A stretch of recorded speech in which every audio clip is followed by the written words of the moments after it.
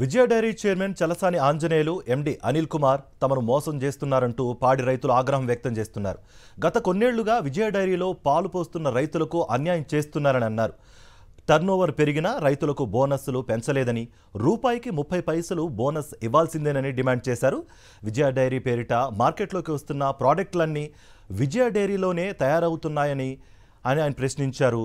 పాలు పోసే పాడి రైతుల కడుపు కొట్టొద్దంటూ చైర్మన్ చలసాని ఆంజనేయులను అభ్యర్థించారు రైతులు.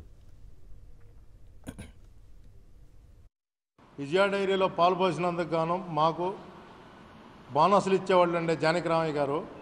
జానకిరామయ్య గారి టైంలో 670 కోట్లు టర్నోవర్ ఉండేదండి. ఆ రోజున 32 పైసలు ఇచ్చేవాళ్ళు. మరి గత 5 సంవత్సరాల నుంచి చలసాని ఆంజనేయులు గారు వచ్చారండి. ఈయన మరి 672 కోట్ల నుండి 1272 కోట్లకి టర్నోవర్ పెంచామని చెప్పి ప్రతి మీటింగ్లో మాకు చెబుతున్నారండి.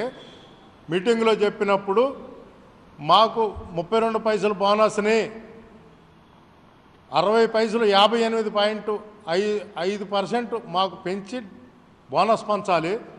మరి ఎందుకని ఈ బోనస్లు తగ్గించి 10 పైసలుగా తీసుకొచ్చారంటే చలసాని ఆంజనేయులు గారు.